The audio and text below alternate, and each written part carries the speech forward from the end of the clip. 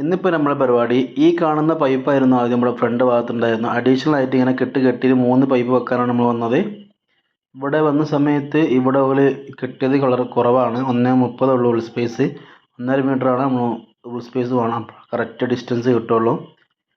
അതേമാതിരി ഇവിടെ നമ്മൾ ഒരു ഷവർ കോക്ക് വെച്ചാണ്ട് അടിയൊരു പൈപ്പ് കൊടുത്താൽ കാലകാലം ഉപയോഗിക്കാം. അങ്ങനെ നമ്മൾ ആദ്യം മാർക്കും കാര്യമൊക്കെ ചെയ്തിട്ടുണ്ട്. കട്ടർ വെച്ച് വെട്ടി പൊളിക്കണം.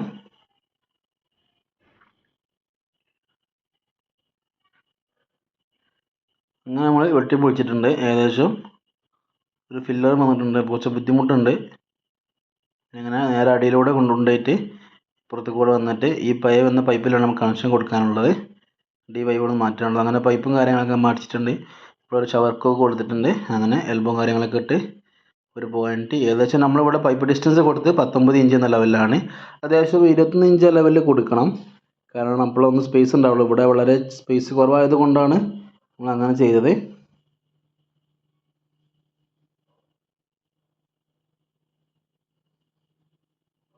അങ്ങനെ നമ്മൾ അടിയിലൂടെ കണക്ഷൻ കൊടുത്ത് ആദ്യം ഉണ്ടായിരുന്ന ആ പൈപ്പ് ഉണ്ടായിരുന്നു, ആ പൈപ്പ് അവിടെ നിന്ന് മുറിച്ച് ഒഴിവാക്കി അതിൽ വന്ന കണക്ഷൻ കൊടുത്തിട്ടുണ്ട്.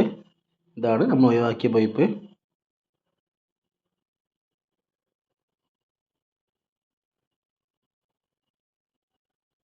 നമ്മളതൊന്ന് തേച്ച് വൃത്തിയാക്കി കൊടുക്കണം. തേച്ചിട്ടുണ്ട്. തേച്ച് ഒരാളാണ്, അപ്പോൾ ജസ്റ്റ് റഫ് ലെവലിൽ തേച്ചാൽ മതി. 3 പൈപ്പൊക്കെ ശ്രദ്ധിക്കേണ്ട കാര്യം കറക്റ്റ് സ്പിറ്റ് ലെവൽ വെച്ച് വേണം കൊടുക്കാൻ.